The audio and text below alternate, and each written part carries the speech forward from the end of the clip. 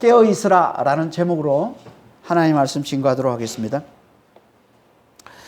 예수님은 앞에서 예루살렘 성전의 이 파괴의 때와 징조에 대해서 자세히 말씀해 주시고는 이제 결론으로 무화과 나무 비유를 통해 그 징조들을 잘 분별하라고 가르치시고, 그리고 이제 그때를 어떻게 대비해야 하는지를 이제 자세히 말씀해 주십니다. 그게 오늘 본문 말씀입니다. 28절 29절 한번 보겠습니다. 무화과 나무의 비유를 배우라. 그 가지가 연하여지고 잎사귀를 내면 여름이 가까운 줄 아나니 이와 같이 너희가 이런 일이 일어나는 것을 보거든 인자가 가까이 곧 문 앞에 이른 줄 알라. 이스라엘은요, 무화과 나무와 이 포도나무가 많습니다. 그래서 그 흔한 나무들을 성경에서는 자주 이스라엘을 상징하는 나무로 사용합니다. 예를 들면 호세아서 9장 10절에 옛적에 내가 이스라엘을 만나기를 광야에서 포도를 만난 같이 하였으니 너희 조상을 보기를 무화과 나무에서 처음 맺힌 첫 열매를 봄같이 하였거늘, 이렇게 이스라엘을 상징하는 단어로 이 포도나무, 무화과 나무를 자주 사용을 합니다. 그래서 11장에서도 예수님이 이 무화과 나무 저주 사건을 통해서 예루살렘 곧 이스라엘의 심판과 멸망을 보여주셨던 것이고, 그리고 이제 오늘 본문에서도 다시 한번 이 무화과 나무를 비유로 들어서 이제 가르침을 주고 계신 겁니다. 무화과 나무는요, 늦은 봄에 이제 수분을 많이 흡수해서 가지가 연해지고 잎이 나기 시작합니다. 그리고 열매를 맺기 시작합니다. 그러다가 여름이 되면 이제 잎이 커지고 그리고 큰 열매를 맺게 됩니다. 이건요 좀 차이가 있긴 하지만 다른 나무들도 다 마찬가지입니다. 그렇죠. 나무들이 다 봄에 가지가 수분을 다 흡수해서 가지가 연해지고 잎이 나고 열매를 맺기 시작해서, 그리고 여름이 되면 이제 잎이 만개하고 이제 큰 열매를 맺지 않습니까? 다 마찬가지인데요. 그래서 병행 본문인 누가복음 21장 29절에 보면 이렇게 말씀합니다. 무화과 나무와 모든 나무를 보라, 이렇게 얘기합니다. 누가복음에서는 무화과 나무와 모든 나무를 보라, 이렇게 얘기를 하고 있는 거예요. 그러니까 나무들은 다 여름이 가까우면 가지가 연해지고 잎이 커지는데 유대인들에게는 그걸 대표해서 보여주는 나무가 무화과 나무였던 거예요. 그러니까 이건 모든 나무들이 가진 이 특성을 보고 잘 배우라는 거예요. 너희가 모든 나무들이 가지가 연해지고 잎이 커지면 여름이 가까웠음을 잘 알듯이 이제 이런 일이 일어나면 인자가 가까이 왔음을, 문 앞에 이르렀음을 잘 알라 라고 얘기를 하고 있는 겁니다. 이런 일이 일어나는 걸 보거든. 이런 일이 뭘까요? 그건 앞에서 예수님이 말씀한 이 예루살렘 성전의 멸망의 징조들을 말하는 거죠. 그 첫 번째 징조가 뭐였습니까? 미혹하는 자들이 많이 나타나는 것이고, 두 번째 징조가 뭐였어요? 전쟁과 지진과 이 기근이 많이 일어나는 것이고, 그리고 세 번째, 그 믿는 자들에게 환난과 핍박이 주어지고, 그리고 이게 갈수록 더 심해지는 거예요. 그러다 마침내 멸망의 때의 징조인 이 멸망에 가증한 것이 서지 못할 곳에 서게 되고, 그로 인한 극심한 환난과 맹렬한 미혹이 나타나게 되는 것. 이게 앞에서 예수님이 말씀하신 예루살렘 성전의 멸망의 징조들인 것이고, 이걸 보면 인자가 가까이 왔음을 알라는 거예요. 문 앞에 이르렀음을 알라는 거예요. 여기 인자는요, 우리가 지난 시간에 살펴봤던 26절, 27절에 나오는 그 인자를 말하는 겁니다. 26절, 27절에 보면은 인자가 와서 큰 권세와 영광으로 인자가 오셔서 사방에서 땅 끝에서부터 하늘 끝까지 사방에서 당신의 백성들을 불러 모으신다라고 했는데, 이건 그 믿는 자들의 영원한 구원을 나타내는 말씀이라고 그랬죠. 이게 인자의 오심인데, 그런데 이 인자의 오심은요, 구원만을 말씀하는 게 아닙니다. 이건 악한 세상을 상징하는 이 예루살렘 성전의 이 철저한 멸망을 말씀하는 것이기도 한 거예요. 인자의 오심은. 그래서 계시록 19장 요한계시록 이 19장 11절 이하를 보면요, 인자가 오셔서 백마를 탄 메시아 그리스도가 오셔서 이 세상의 모든 악을 다 철저히 멸하시고, 그리고 21장에 가면은 처음 하늘과 처음 땅이 다 사라지고 이제 새 하늘과 새 땅이 열린다고. 그래서 하나님의 백성들이 하나님과 함께 영원토록 하나님의 나라를 누리며 산다는 얘기를 하고 있는 거 아닙니까? 이게 인자의 오심이라는 거예요. 그러니까 인자의 오심은 악한 세상의 멸망과 철저한 멸망과 하나님 백성의 이 구원을 다 포함하는 겁니다. 이게 인자의 오심이에요. 그래서 오늘 본문에 인자라고 되어 있는데, 오늘 이제 성경책에 보면, 좋은 성경책에 보면 나나주가 있습니다. 그 나나주에 보면 뭐라고 되어 있냐면 때라고 되어 있습니다. 때. 그래서 인자를 또 다른 말로 때라고 되어 있습니다. 그러니까 어떤 사본에는 때라고 되어 있고 어떤 사본에는 인자라고 이렇게 번역을 했다는 거죠. 때가 뭘까요? 이 때는 당연히 지금 제자들이 예수님께 물어본 질문을 얘기하는 거. 물어본 질문이 뭐예요? 이 너무나 화려하고 아름다운 예루살렘 성전이 예수님이 돌 하나도 돌 위에 남지 않고 다 철저히 무너지리라 했던 그 말씀을 듣고 언제 이런 일이 있겠습니까? 이게 제자들의 질문이잖아요. 그러니까 그 때를 말하는 거예요. 그러니까 예루살렘 성전의 이 멸망의 때를 말하는 겁니다. 그러니까 여기 인자의 오심은 악한 세상을 상징하는 이 예루살렘 성전의 이 멸망의 때와 그와 동시에 일어나는 새로운 세상, 하나님 나라를 사는 하나님 백성들의 구원을 다 나타내는 게 되는 겁니다. 이게 인자의 오심인 거예요. 근데 그 시작이 언제라고 했습니까? 인자의 오심이 언제 시작됐다고 했습니까? 예수님이 죽으시고 부활하실 때, 부활하셔서 하늘에 올라 하늘과 땅의 모든 권세를 가지고 다스리실 때, 그리고 믿는 자들에게 성령을 부어주실 때, 이때 인자가 오심이 시작된 거라고 그랬죠. 그래서 지금도 인자가 하늘과 땅을 다스리고 계시다고 했습니다. 그리고 그분은 반드시 그 멸망과 구원을 완성해 내시는데, 그걸 상징으로 보여주는 게 예루살렘 성전의 멸망이라는 거예요. 이 인자의 오심, 그러니까 이 멸망과 이 구원의 때가 가까이 왔음을, 문 앞에 이르렀음을 잘 알라는 거예요. 언제? 이런 일이 일어나는 걸 보거든. 이런 일이 뭐라고요? 멸망의 징조들이 나타나는 걸 보거든. 미혹하는 자들이 많이 나타나는 걸 보거든. 요즘도 보면 미혹하는 자들, 이단들이 많이 나타나고 있지 않습니까? 엊그제 또 추적 60분인가요? 그 풀을 봤더니 구원파를 고발하는 그런 이제 내용을 다루고 있던데요. 구원파. 근데 그거 보면서 전 새롭게 알았습니다. 구원파들이 왜 이렇게 학교를 많이 세웠는지. 엄청 학교를 많이 세워서 전국에 11개나 되는 학교들을 세웠더라고요. 구원파가. 그리고 이번에 아주 유명한, 이름만 얘기하면 다 아는 그 유명한 대학을 이 구원파가 또 인수했어요. 그런 내용을 보면서, 야, 참, 진짜 잘 나가는구나. 그러니까 이런 어떤 이단들, 이런 통일교나 JMS 신천지, 구원파, 이런 이단들이 보면요, 잘 나갑니다. 학교들과 이 어떤 병원들, 이런 것들을 많이 가지고 있어요. 이단들이. 뭘 보여주는 거예요? 이들에게 미혹당하는 자들이 참 많음을 잘 보여주고 있지 않습니까? 이런 것들이. 지금 우리 시대가 그런 시대라는 거예요. 지금 미혹하는 자들이 참 많이 나타나고, 우리도 모르게 거기에 지금 많이 당하고 있다라는 생각을 하게 됩니다. 그리고 전쟁과 이 지진과 이 기근이 많이 일어난다고 그랬죠. 제가 전에도 얘기했지만, 우리가 100년 동안 겪은 이 지진과 이 해일과 이 쓰나미가요, 그 전에 인류 역사, 2000년이 넘도록 인류 역사가 겪었던 그 지진, 기근, 해일보다 더 많다고 그러죠. 더 많은 지진들이 이 100년 사이에 일어났다는 거예요. 그리고 앞으로는 더 많은 지진과 이런 어떤 해일과 쓰나미와 이 기근들이 더 많이 일어난다는 거예요. 앞으로 갈수록.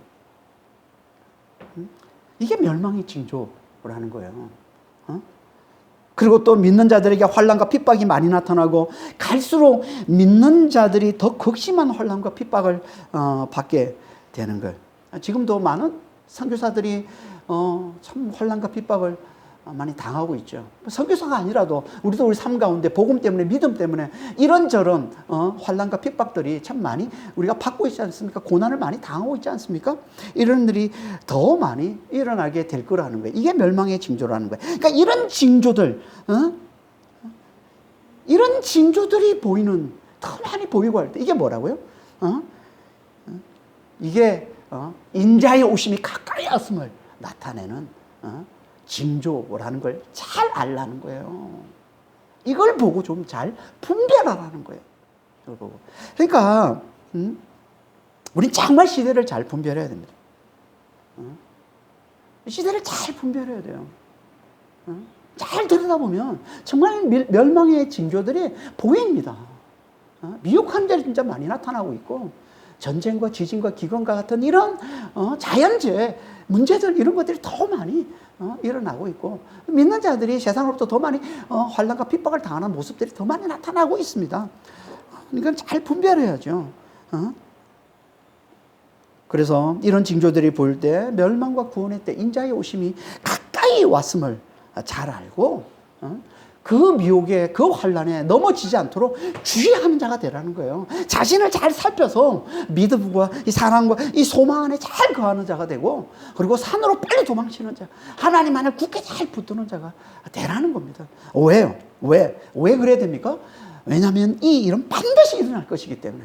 이걸 말씀하고 있는 게 30절, 31절입니다. 내가 진실로 너에게 말하노니 이 세대가 지나가기 전에 이 일이 다 일어나리라. 천지는 없어지겠으나 내 말은 없어지지 아니하리라. 이 세대가 지나가기 전에, 이 세대가 뭘까요? 이 신학자들이 두 가지로 해석을 하는데요. 하나는 마지막 세대로 보는 겁니다. 마지막 세대가 뭐예요? 이건 예수님의 초림 때부터 예수님의 재림 때까지. 우리가 지금 다 마지막 세대로 살고 있다는 거예요. 지금 성경에서는 자주 마지막 세대, 말세라는 표현을 자주 합니다. 예수님이 오실 때부터 말세가 시작된 거예요. 예수님이 다시 오실 때까지가 다 말세라는 거예요. 이렇게 보는 이 세대를 이렇게 보는 신학자들이 있고요. 또 하나는 예수님 당시의 한 세대를 가리키는 것으로 보는 겁니다. 한 세대, 한 시대로 보는 거예요. 보통 성경에서 한 세대는요, 40년을 가리킵니다. 40년. 시편 95편 15절 이렇게 말씀하고 있습니다. 내가 40년 동안 그 세대로 말미암아 근심하며. 40년 동안, 이건 광야 40년을 한 세대로 말씀하고 있는 것을 보여주고 있습니다. 그래서 40년을 보통 성경에서 한 세대라고 말씀을 합니다. 많은 신학자들은 여기 본문에서 얘기하고 있는 이 세대를 두 번째 의미로 봅니다. 한 세대, 40년. 그건 이때로부터 예수님이 이 말씀하신 때, 이게 AD 30년이잖아요. 이때로부터 정확히 40년 후 AD 70년에 예수님이 예언하신 이 모든 일, 이 일이라고 되는데 이 모든 일이라는 뜻입니다. 정확히 이 모든 일, 이 모든 일이 다 이루어졌기 때문에 그런 거예요. 이 모든 일이 뭐예요? 앞에서 말한 멸망의 징조들과 인자의 오심, 그것도 멸망의 때, 이게 이 모든 일이에요. 인자의 오심까지. 즉, 지금 예수님이 이 말씀을 하신 때로부터 정확히 40년 후인 AD 70년에 예루살렘 성전이 철저히 파괴되고 멸망당함으로써 예수님이 앞에서 말씀하신 멸망의 모든 징조들과 그 때가 다 이루어진 걸 얘기하는 거예요. 물론 이 말씀은 우리가 지난 시간 자세히 우리가 살펴봤지만 예수님이 성전의 멸망에 초점을 두고 말씀하고 있지만 그 속에 세상의 종말을 함께 보고 말씀하시는 거라고 했습니다. 예수님은 지금. 그러니까 여기 이 세대는 한 세대, 곧 40년을 말하고 있는 것이지만 동시에 그 속에 예수님의 초림부터 재림까지의 마지막 이 세대를 함께 다 담아서 말씀하고 있는 거라는 거예요. 이게 이 세대라는, 예수님 말씀하신 이 세대. 이 세대가 가기 전에 이 모든 일이 일어나리라는 말씀의 진리인 겁니다. 그리고 이 일은 반드시 이루어질 거라는 거예요. 그래서 천지는 없어지려니와 내 말은 없어지지 아니하리라 라고 말씀하고 있습니다. 내 말은 없어지지 아니하리라. 예수님 지금 당신이 하신 말씀이 곧 하나님의 말씀과 동일한 것으로 말씀하고 있습니다. 왜요? 천지가 없어져도 없어지지 않는 영원한 말씀은 하나님 말씀뿐이기 때문에. 이사야서 40장 8절입니다. 풀은 마르고 꽃은 시드나 우리 하나님의 말씀은 영원히 서리라. 그러니까 예수님은 지금 당신 하신 말씀을 하나님의 말씀과 같은 것으로 보고 있는 거예요. 그러니까 지금 예수님은 이 말씀을 통해서 당신의 신성, 예수님의 이 신성을 잘 드러내 보여주고 있는 겁니다. 예수님이 하나님 되심을 잘 드러내 보여주고 있는 겁니다. 그러니까 예수님은 지금 당신의 신성을 드러내 보이면서까지 당신이 예언하신 이 모든 말씀들이 반드시 이루어질 것이라고 강조해서 지금 말씀하고 있는 거예요. 그리고 이렇게 강조하신 대로 AD 70년에 예루살렘 성전의 파괴로 이 모든 멸망의 징조들과 이때의 이 예언들이 다 이루어지게 되는 거죠. 예수님이 당신의 이 예언들이 이 세대에 반드시 다 이루어질 것이다. 이렇게 이걸 강조하는 이유가 뭘까요? 왜 이렇게 강조하는 걸까요? 예수님께서. 그건 환난 가운데에 있던 당시 교회, 당신의 이 백성들, 백성들을 위로하기 위해서 그런 겁니다. 위로하기 위해서. 실제로 이 말씀들이 전해지던 당시 초대교회는요, 많은 환난과 핍박 가운데 있었습니다. 마가복음의 1차 독자들인 AD 60년대 초, 이때 아직 예루살렘 성전이 파괴되기 전입니다. AD 60년대 초 로마에 살고 있던 유대인들과 이방인의 교회, 이들이 마가복음의 1차 독자들입니다. 이들을 대상으로 지금 마가가 이 복음서를 기록하고 있는 거잖아요. 이들도 지금 로마에서 지금 환난 가운데 있던 겁니다. 이렇게 환난 가운데 끊이지 않고 계속 이 환난이 계속 지속이 되면요, 믿음의 회의가 일어나기가 얼마나 쉽습니까? 그런 그들을 위로하기 위해 들려주는 게 멸망의 이 징조들과 이 때와 인자의 오심을 강조하는 예수님의 예언의 말씀인 거예요. 그러니까 이건 이런 뜻인 겁니다. 지금은 너희가 환난을 당하고 있지만 그 환난은 멸망과 이 구원의 때가 가까이 왔음을 보여주는 징조다. 그러니 조금만 더 견디자. 조금만 더 견디자. 가까이 왔다. 문 앞에 이르렀다. 그러면 곧 악한 세상을 상징하는 이 예루살렘 성전이 멸망되고 너희를 구원하시는 인자가 임하실 것이다. 이런 반드시 이루어질 것이다. 그러니 조금만 더 견디자.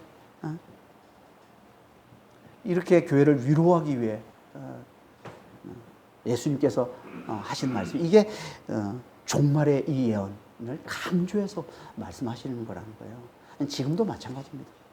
지금도 주님은 지금도 우리에게 이 종말의 이 징조들과 이 때의 이 예언의 말씀을 우리에게도 지금도 강조해서 말씀하고 있습니다.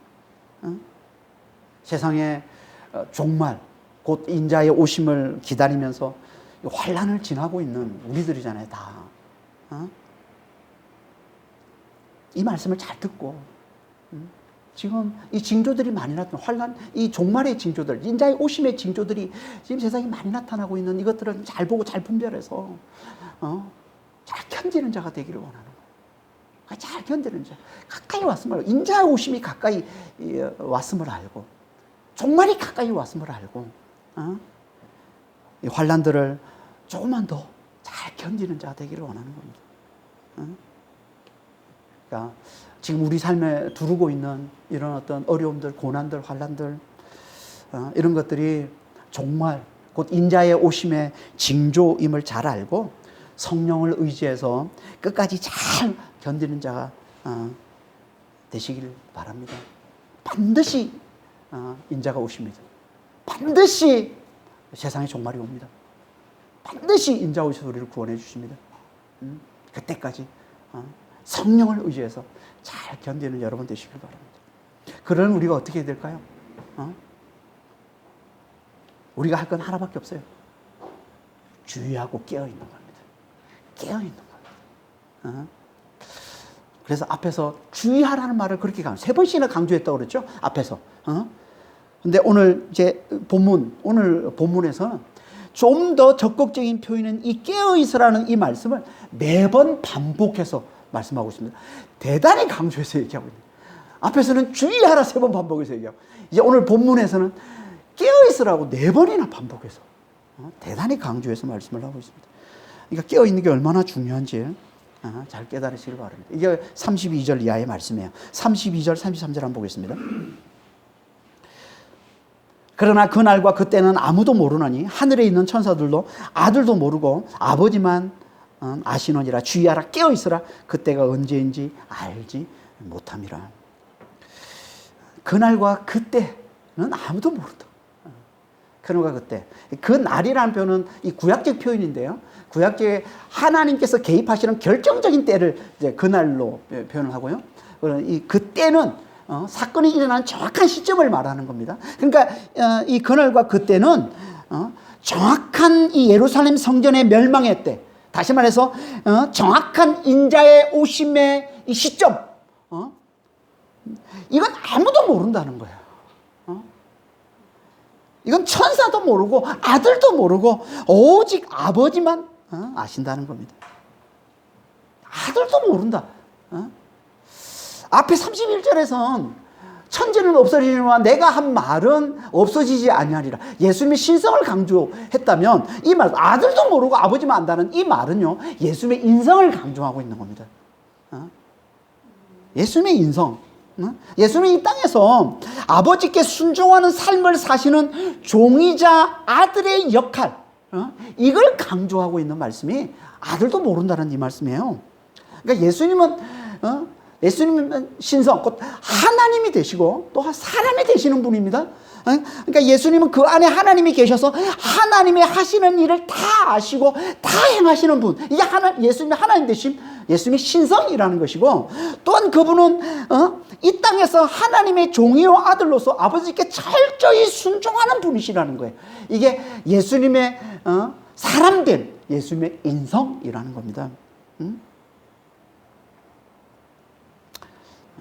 그러니까 이걸 동시에 가지고 계신 분이 예수님이신 거예요. 이 인성을 강조하는 게 아들도 모르고 아버지만 아신다라는 말씀인 겁니다. 왜 예수님이 이 말씀을 하시는 걸까요? 굳이 아들도 모르다 이러면 안 해도 되는 거잖아요. 왜 굳이 이렇게까지 말씀하시는 걸까요? 그건요, 그 날과 그때는 아무도 모른다는 걸 강조하기 위해서 그러는 거예요. 아들도 모르는 걸 누가 알겠냐는 거죠. 그날과 그때는. 아들도 모르는 그날과 그때를 안다는 건 결국 뭐라는 거예요? 거짓 메시아일 수밖에 없다는 거예요. 아들도 모르는 건데 누가 그걸 알아? 그걸 안다고 하는 자가 있으면 그건 거짓 메시아라는 거예요. 그건. 그러니까 우리는 예수님이 이미 오셨다거나 아니면 뭐 몇 년, 몇 월, 며칠에 예수님이 오실 것이다 라고 얘기하는 자가 있으면 무조건 거짓 메시아, 거짓 선지자로 보면 됩니다. 1992년에 다미성교회라고 이걸 주장했던 1992년 10월 뭐 언제 마지막 날이 하여튼 28일인가 예수님이 오신다고 해가지고 온 전국이 난리가 난 그런 일이 있었습니다. 그런 일이. 완전 거짓 메시아, 거짓 선지자의 전형적인 모습인 거죠. 그러니까 지금도 마찬가지. 지금도 이렇게 얘기하는 사람이 있어요. 그러니까 절대 여기 해놓되면 안 됩니다. 그러면 왜 하나님께서는 그 날과 그때를 아무도 모르게 하시는 걸까요? 왜? 그건 그래야 주의하고 깨어 있을 수 있기 때문에. 멸망과 구원의 이 정확한 시점을 알면 깨어있을 필요가 없잖아요.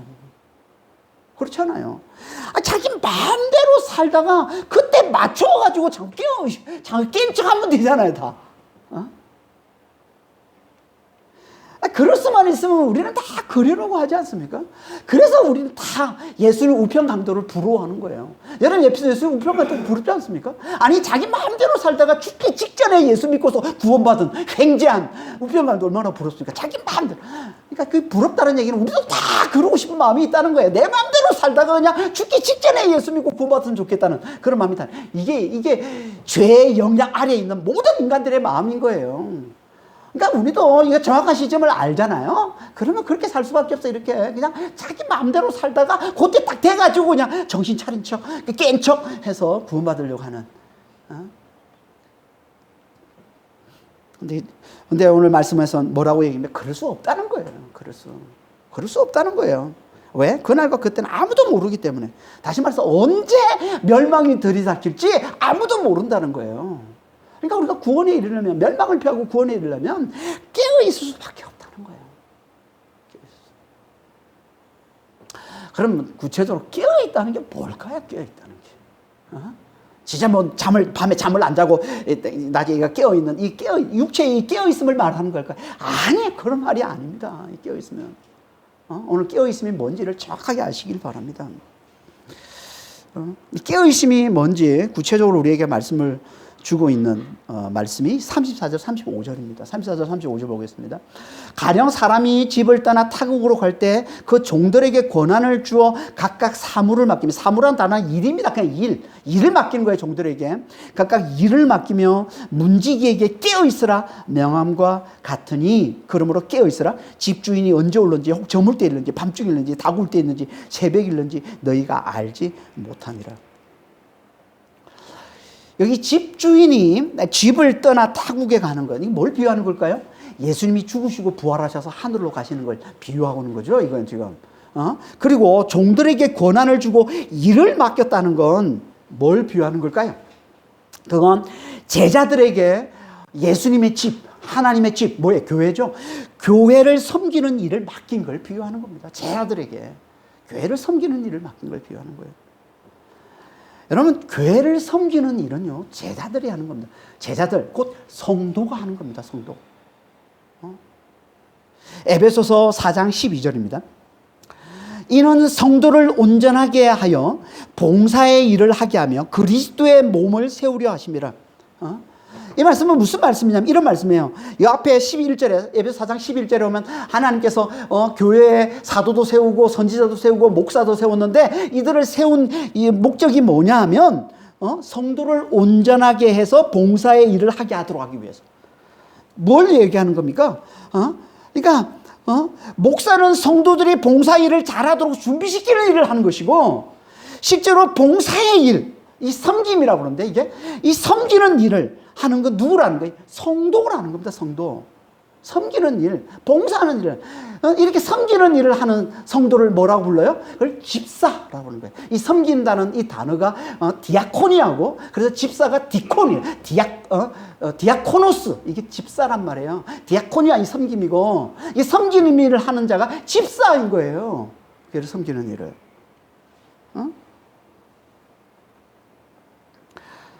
그러니까 여기 종들은 성도를 말하는 거예요. 제자들, 그 성도를 말하는 거예요.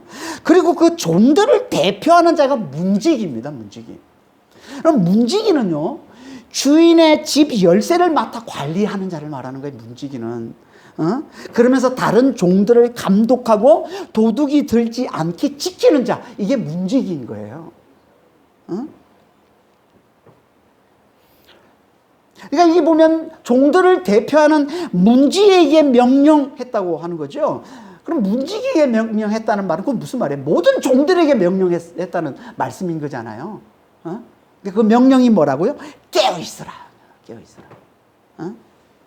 깨어있는 게 뭐라는 거예요? 모든 종들에게 명령한 깨어있음이 뭐라는 거예요? 주인이 올 때까지 주인이 맡긴 일, 곧 교회 섬기는 일을 잘 감당하는 거라는 거예요. 이게 깨어있음이라는 거예요. 주인이 올 때까지 주인이 맡긴 일, 이 교회 섬기는 일을 잘 감당하라는 거예요. 교회 섬기는 일을. 교회 섬기는 일이 뭐예요? 예배와 교제와 양육과 봉사와 전도잖아요. 보통 이렇게 교회 일을 5가지로 이렇게 분류하는데요. 예배, 교제, 양육, 봉사, 전도, 이게 교회를 섬기는 일이에요. 그러니까 예배를 잘 드리는 게 교회 섬기는 거예요. 예배 잘 드리는 게 교회 섬기는 거라니까요. 내가 예배를 잘 드림으로 인해서 다른 형제들도 예배를 잘 들을 수 있도록 자극해주고 도전을 주는 거예요. 내가 게으름에 빠져 있으면 다른 사람들도 게으름에 빠지도록 내가 미혹하는 자가 되는 것이고, 내가 깨어 있으면 다른 사람도 깨어 있도록 내가 도전을 주는 자가 되는 겁니다. 이게 교회 섬기는 거예요. 예배 잘 드리는 것도. 여러분, 교제하는 것도, 교회 와서 믿음의 교제를 잘 나누는 것도 이게 교회 섬기는 거란 말이에요. 양육하는 것도 마찬가지입니다. 교회에서 말씀을 잘 배우는 것, 이것도 교회 섬기는 일이에요. 그래서 교회 안에 있는 다른 지체들에게도 도전을 주는 거예요. 자극을 주는 거예요. 봉사도 마찬가지입니다. 주방 봉사하는 것, 뭐 차량 봉사하는 것, 중보기도 봉사하는 것, 물질 봉사하는 것, 이 모든 것들이 다 교회 섬김이란 말이에요. 그리고 복음을 전하는 것, 당연한 거죠. 복음을 전하고 선교하고 하는 이 모든 것들 다 교회 섬김인 거예요. 주인이 올 때까지 이렇게 교회를 섬기는 일을 잘 감당하는 거, 이게 깨어있는 겁니다. 언제까지? 주인이 올 때까지. 그래서 35절에 다시 한번 깨어있으라고 말씀하고는 그 이유를 이렇게 말씀하고 있는 거예요. 주인이 언제 올지 모르기 때문에. 주인이 저물 때 올지, 밤중에 올지, 다굴 때 올지, 새벽에 올지. 여러분, 이 네 개로 나눠지는 이건요, 로마식 시간을 나눈 거예요. 로마식 시간은 밤을 네 파트로 나눕니다. 3시간씩 해가지고 1경, 2경, 3경, 4경으로 나누는 게 이게 로마식 시간이에요, 밤에. 그래서 1경이 이게 저물 때고, 2경이 밤중이고, 3경이 이제 다굴 때, 그리고 4경이 새벽인 겁니다. 그러니까 언제 올지 모르는 거예요. 그 중에 언제 올지 모르기 때문에 깨어 있으라는 거예요. 그러니까 깨어 있는 게 뭐라고요? 주인이 올 때까지 주인이 맡긴 일, 교회를 섬기는 일, 이 일을 잘 감당하는 거라는 겁니다. 이걸 좀 더 구체적으로 잘 보여주고 있는 말씀이 병행 본문인 마태복음 24장 42절에서 47절까지 말씀입니다. 42절 47절 한번 보겠습니다. 그러므로 깨어있으라. 어느 날에 너희 주가 임하는지 너희가 알지 못함이라. 이러므로 너희도 준비하고 있으라. 생각하지 않은 때 인자가 오리라. 충성되고 지혜 있는 종이 되어 주인에게 그 집사람들을 맡아 때를 따라 양식을 나눌 줄 자가 누구냐. 주인이 올 때 그 종이 이렇게 하는 것을 보면 그 종이 복이 있으리로다. 내가 진실로 너희에게 이르노니 주인이 그의 모든 소유를 그에게 맡기리라. 오늘 본문은 이 말씀을 압축한 거예요. 오늘 본문에 한 구절로 압축되어 있는 이 말씀을 좀 더 구체적으로 말씀하고 있는 게 병행 본문 24장 42절 이하의 이 말씀이란 말이에요. 여기 보면 집사람들을 맡아서 때를 따라 양식을 나눠주는 거, 이게 뭐예요? 이게 교회 섬기는 일을 잘 감당하는 거잖아요. 주인이 올 때까지 이 일을 잘 감당하는 자는 주인이 모든 소유를 그에게 맡기는, 이게 뭐예요? 하나님 나라를 이어버려 주는 거예요. 이 놀라운 복을 받을 거라는 거예요. 누가? 깨어있는 자가. 주인이 올 때까지 주인이 맡기신 일을 잘 감당하는 자가. 예수님은 우리 모두가 다 이 복을 받아 누리는 자가 되기를 원해요. 그래서 다시 한번 이렇게 강조해서 말씀을 하고 있는데, 36절 37절에 그가 호련히 와서 너희가 자는 것을 보지 않도록 하라. 깨어있으라. 내가 너희에게 하는 이 말은 모든 사람에게 하는 말이니라 하시니라. 깨어있는 게 주인이 올 때까지 주인이 맡기신 일, 교회를 섬기는 일을 잘 감당하는 거라면, 그럼 대체 자는 건 뭘까요? 잠을 자는 건 뭘까요? 당연히 이 반대겠죠. 교회를 주인이 올 때까지 교회를 잘 섬기는, 주인이 맡기신 일을 잘 감당하는, 이게 반대되는 거, 이게 뭐예요? 이걸 말씀해 주고 있는 게 마태복음 25장 48절에서 51절 말씀입니다. 마태복음 24장, 25장이 아니라 24장입니다. 조금 전에 어떤 배경 본문이죠. 그 밑에 있는 말씀이에요. 만일 그 악한 종이 마음에 생각하기를 주인이 더디 오리라 하여 동료들을 때리며 술친구들과 더불어 먹고 마시게 되면, 생각하지 않은 날 알지 못하는 시각에 그 종의 주인이 이르러 음이 때리고 외식하는 자가 받는 벌에 처하리니 거기서 슬피 울며 이를 갈리라.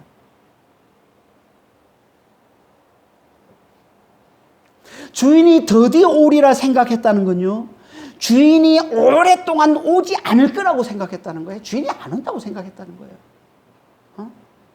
그래서 어떻게 한다고요? 자기 마음대로 산다. 자기를 높이며 자기 마음대로 사는 거예요.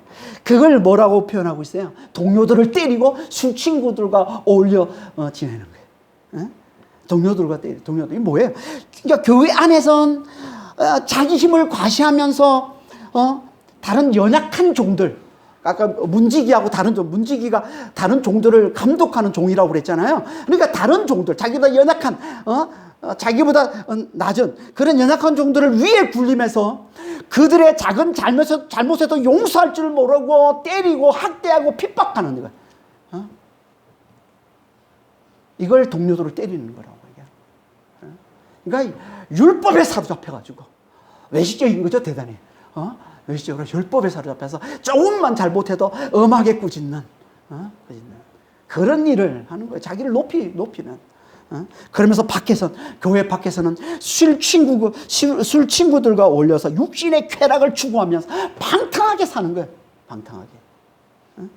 이게 자는 거라는 거예요. 이게 잠을 자는 거예요. 이게.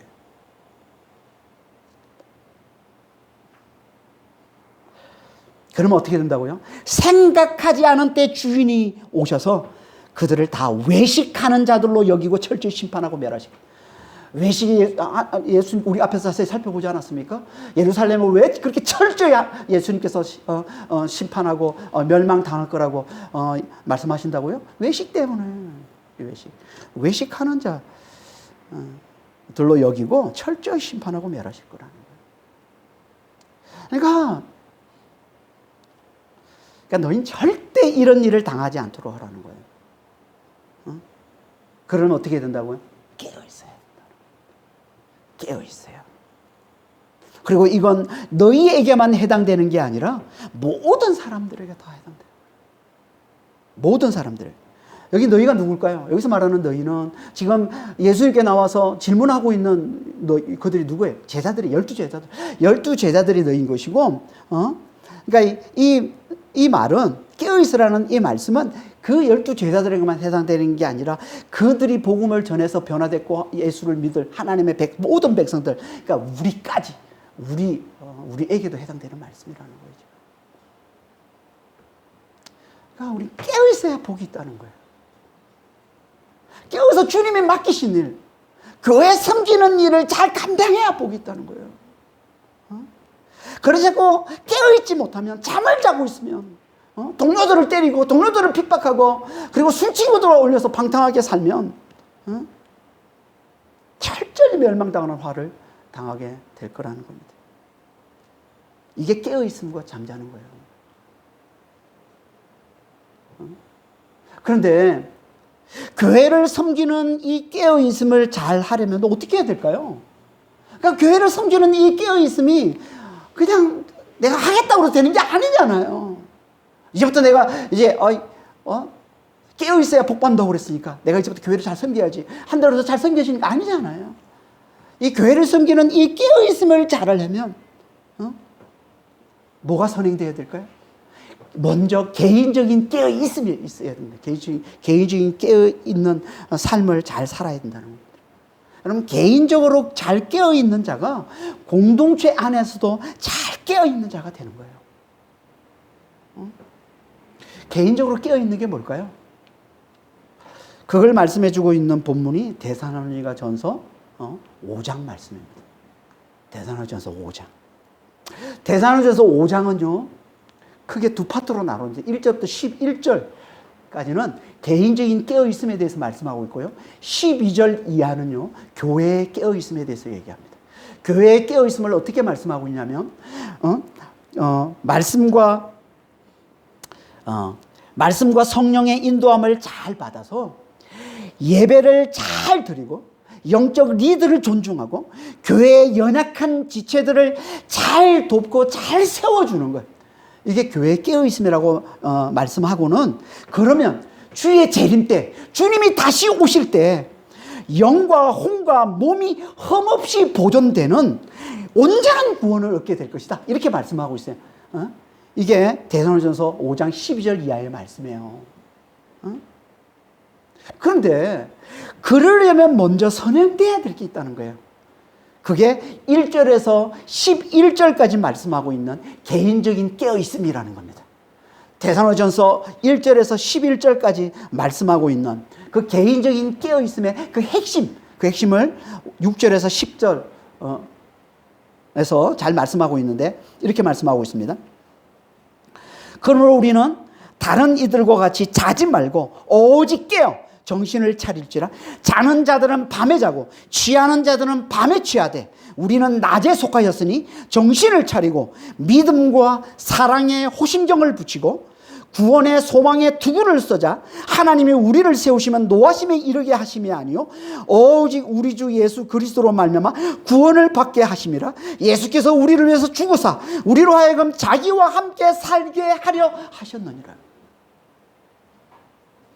깨어있음이 뭐라는 거예요? 깨어있자. 우리는 낮에 속한 자다. 우리는 빛의 자녀다. 그러면서 깨어있자를 얘기하면서 뭐라고 얘기합니까? 믿음과 사랑의 호심경을 붙이고, 우리의 사람의 가장 중요한 데가 마음이잖아요. 심장이잖아요. 그 심장을 보호하는 게 믿음과 사랑이라는 거예요. 그리고 또 한 군데가 어디예요? 머리잖아요. 그 머리를 보호하는 게 소망의 투구라는 거예요. 구원의 소망의 투구를 쓰자. 그러니까 깨어있는 게 뭐라고요? 믿음과 사랑과 소망 안에 잘 거하는 거예요. 믿음과 사랑과 소망을 잘 붙드는 거예요. 굳게 붙드는 거예요. 이게 깨어있음이라는 거예요. 이게 개인적인 깨어있음이라는 거예요. 이 중에서도 가장 중요한 게 뭐예요? 제일 먼저 얘기하고 있는 믿음인 거죠. 믿음. 믿음이 뭡니까? 10절에서 데살로니가서 5장 10절에서 말씀하고 있는 예수께서 우리를 위해서 죽어서 우리로 하여금 자기와 함께 살게 하려 하셨다는 이 말씀을 잘 받아들이는 거예요. 이게 믿음이에요. 예수님께서 죽으시고 부활하신 게 우리로 하여금 자기와 함께 살게 하기 위해서 죽으시고 부활하신 걸 잘 받아들이는 거예요. 다시 말해서 예수와 함께 내가 죽었고 내가 죄에 대해서 죽었고 이제 내 안에 예수님이 사심을, 예수 안에서 부활과 영생을 사는 자임을, 하나님의 놀라운 사랑과 능력을 누리며 사는 자임을 잘 받아들이는 겁니다. 이게 믿음인 것이고, 이 믿음이 있을 때 성령으로 말미암아 자연스럽게 나타나는 게 연약한 지체들을 돌아보고 세워주는 사랑인 것이고, 세상의 환난을 끝까지 견디게 하는 온전한 구원에 대한 소망인 겁니다. 이게 믿음과 사랑과 소망인 거예요. 그러니까 우리는 무엇보다 늘 성경을 통해 그 중심 메시지인 예수의 십자가 부활의 복음을 잘 듣고 기도로 그걸 잘 붙들고서 예수 안에서 죄에 대해서 죽었고 성령으로 말미암아 부활과 영생을 사는 자라는, 하나님의 놀라운 사랑과 능력을 사는 자라는 이 믿음을 굳게 해야 되는 거예요. 늘 말씀을 가까이 해서, 늘 기도를 가까이 해서 이 믿음을 굳게 해야 되는 겁니다. 죄에 대해서 죽었고 이제 성령으로 말미암아 부활과 영생을 사는 자라는, 이제 하나님의 놀라운 사랑과 능력을 사는 자라는 이 믿음을 굳게 해야 돼요. 그래서 성령으로 말미암아 삶에서 사랑의 수고가 잘 드러나고 소망의 인대가 잘 드러나도록 해야, 그래야 교회를 섬기는 일, 이 예배와 교제와 양육과 봉사와 전도의 이 일을 잘 감당할 수 있는 겁니다. 이게 깨어있는 거라는 거예요.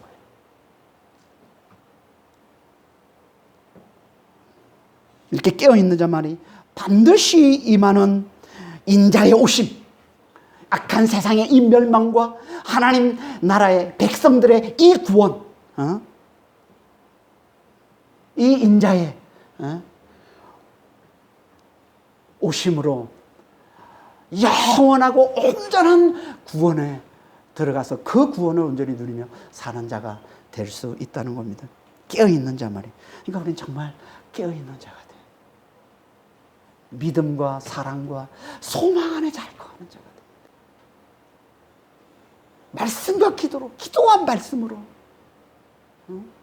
내가 예수 안에서 죄에 대해서 죽었고 성령으로 말미암아 부활과 영생을 사는 자임을, 하나님의 놀라운 사랑과 능력을 누리며 사는 자임을